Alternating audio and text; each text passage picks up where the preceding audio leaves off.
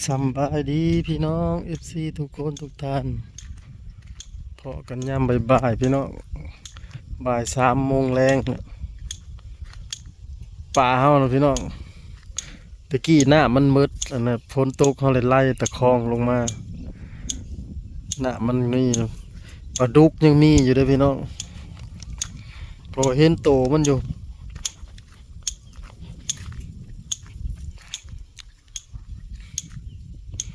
ก็แม่นฝนบ่ตกมากก็คือสิเบิดนั่นแหละน้ำกล้วยน้ำตะคองเขาเพราะว่าบัดตกกะเนี่ยพอได้มีน้ำตกเนาะพาลูกลงไปเก็บมะข้าวโพดพี่น้องลูกสะใภ้กับลูกชายบ่ได้มานอนเด้อมื้อนี้เนาะมากลับเมื่อมารอบเช้าเมื่อตอนแรงพี่น้องเก็บข้าวโพดเมื่อต้มกินพี่น้องสู่พ่อเฒ่าแม่เฒ่า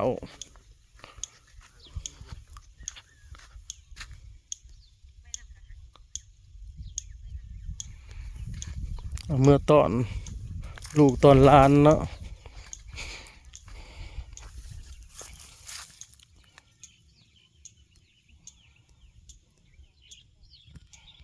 หน่อไม้กำลังเริ่มออกพี่น้องหน่อไม้ที่เราปลูกไว้เนาะหน่อบักใหญ่3-4 หน่อก็ได้เห็นบ่นี่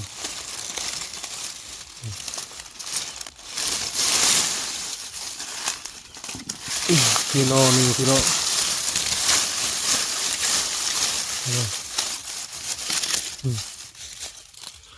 ทางนั้นก็มีเฮาตัดต้นข่าเนี่ยเอามาถมอะมันจะมาไหม้กำลังออก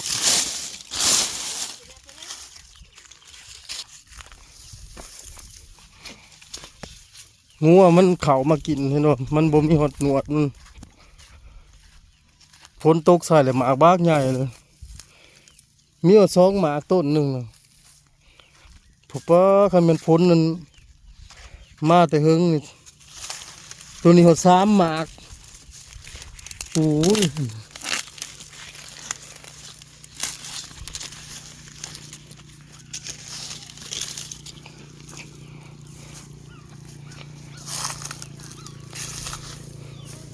สิยังอยู่ประมาณ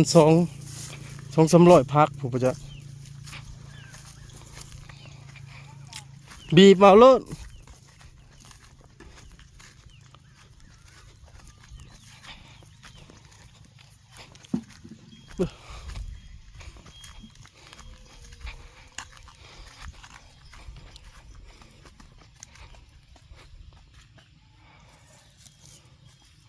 นี่คือเท่านี้เอาเบิดนี่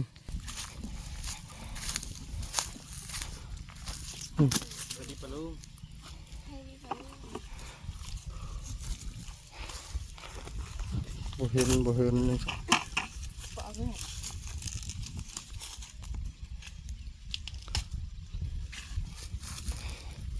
งัวมันเขาบีบเอานะนี่ครับนี่ให้เห็นบ่นี่บีบมันกับอ่อนๆ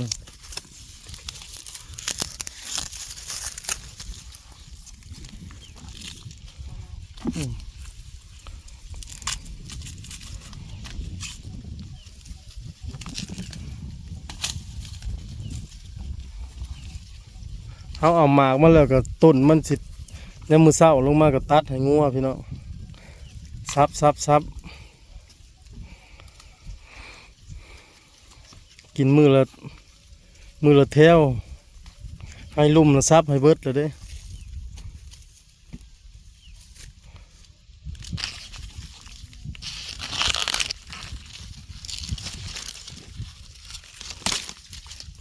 บืนเขาสิปิดเบิดเขาอันนี้มันบ่ได้บ่2 หมากบ่ซับบ่นั่นลงก็ได้มาซับยากตั้งไว้แล้วนี่แหละพอซับให้งัวแล้วเมื่อเด็กน้อยแล้วมักกินบ่ฮะว่าลูกหลานเราหลายนะ บ้านนอกเรา2 คนหามากิน อืมมันนอนเฮือนแม่เฒ่าแล้วบ่มานอนเฮือนใน นอนแล้วจะว่านอนเฮือนแม่ล่ะหาผู้ไปเอาปิดเอาทั้งถึงผู้ให้ลุ่มผู้ลบเอาโลดด้าปิดเอาเบิดนะตัวมันย่างอยู่ลุ่มพุ่นน่ะ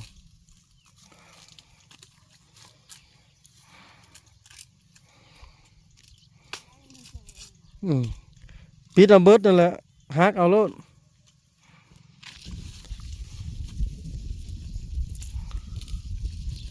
มากระโพดบริมีได้เดี๋ยวนี้นะแถวบ้านนี่มันมืดแล้วของไผก็ได้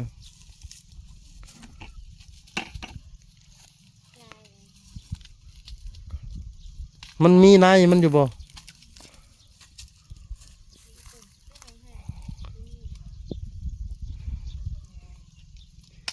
หญ้าเอิญเป็นผู้ปลูก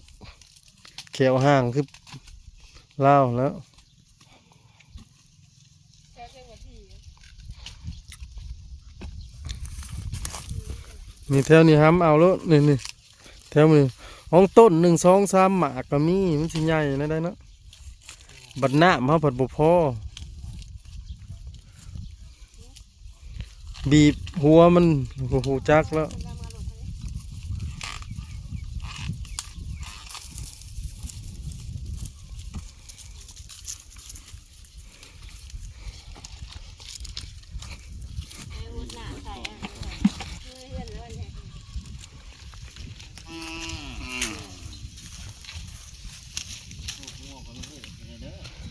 มันจะเข่า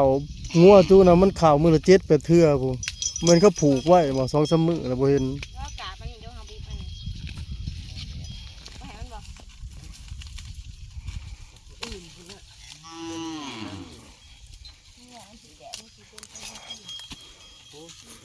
ลงมาขาย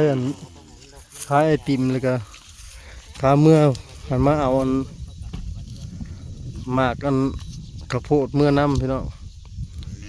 ผู้ต้นแถวสุดผู้บ่มีบ่บ่มีแล้วหมดเลย เอาพอแล้วไว้เก็บขายหรอไป ใช้ได้ครั้งหนึ่งโอ้บ่ได้ถือเสียมลงมาฮุบไปเลยแล้วคันสิฮุบกันเลยฮุบไปเลยแล้ว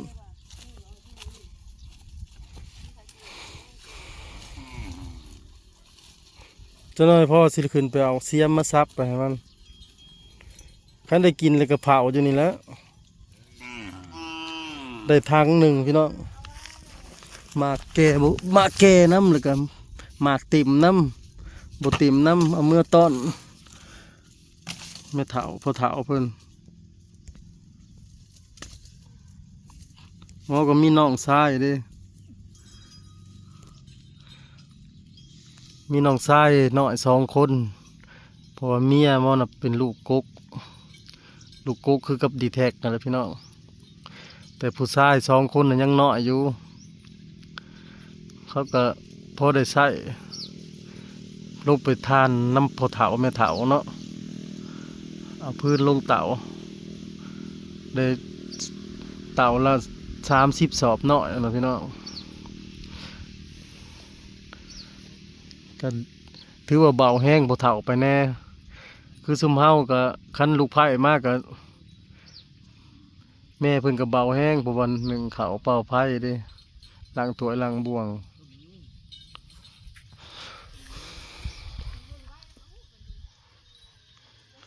ยังลายเติบพี่น้อง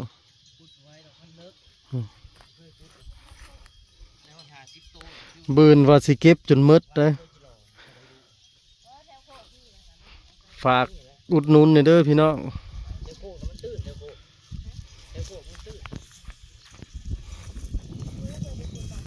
ไปตัดผมพี่น้องหลังจากเก็บมากระโพดแล้วขึ้นมาเพิ่งก็ไปตัดผมกับห้องกระมาเนี่ยพี่น้องพอดี5 โมงครึ่ง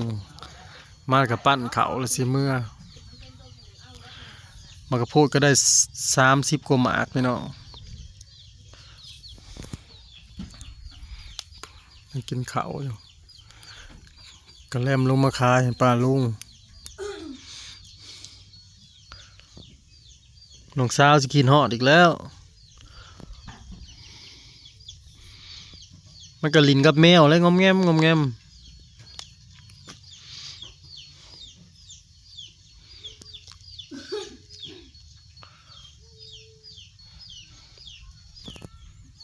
เมื่อก็30-40 ลักมืดตึบมืดนี่ยังบ่ฮอด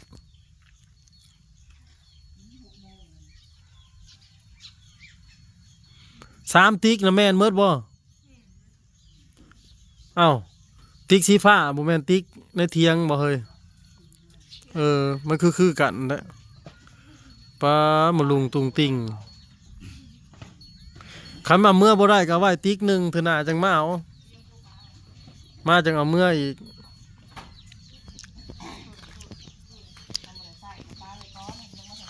มันมาลุงตุงติ่งมันค่ำแล้ว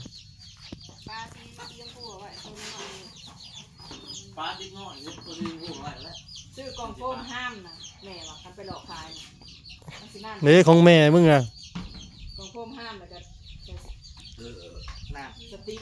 ไอ้หยังว่า สติ๊กเนี่ยนั่นถือเหยียบตีน แล้วก็ พาแตงเอามันค่ำแล้ว ได้กิโลมันก็ของคิว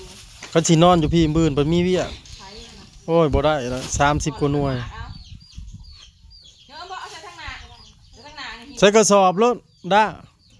มีตะกอนลงนี่ล เบิ่ ง งกำลังหางานให้ลูกชาย งานบ่ กับลูกสะใภ้สิลงไปทำงานน่ะพี่น้องหาเงินมา ตามความอยาก แต่งเมียกันอยู่บ้านบ่มีเงินใช้พี่น้องเอ้ย ปุ๊บแม่นเบิดปุ๊บเบิดมันสินักตุ๊ดอาบน้ำให้หมูกับ ความอยาก เก็บอันนั้นแหละเก็บขี้หมูอ่ะ ท่านนมผมไปแล้วแม่กันสิทางานเลี้ยงงัวต่อไป มันเอางานหมูอ่ะปะ ตัวนี้แล้วว่าเอาไป เอาเบิดเลยแต่ว่า อีร้อยเขาสิเมื่อน่ะเด้อ แต่ว่า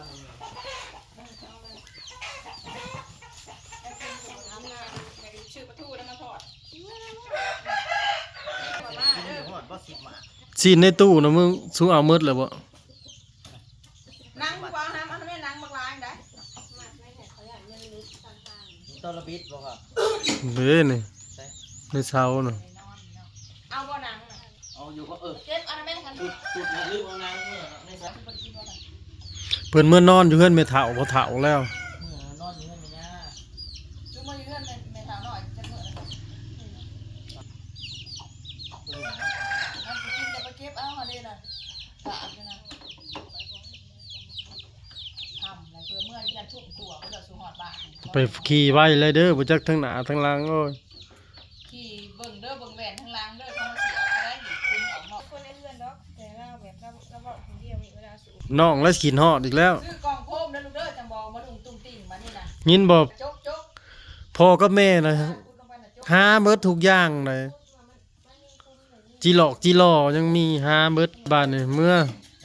พอเทือนเบิ่ง ว่าคำละผ้าอะไรขี่รถไว้ได้คอยไปคอยมามันฮอดอยู่ ได้พัน ซอยสนับสนุนนะขอบคุณไม่ต้อง ป้าหลายๆเด้อที่เมตตาที่ซื้อซอยลงไปก็ให้ได้ ไปนี่นี่ไงที่เขาทำหลังนี่แหละขอบใจหลาย ไปเด้อเบิ่งเด้อบักแทกขับรถนะน้องงั้นเพิ่นกินห่อเล่นช่องปลออยู่ในอันน่ะ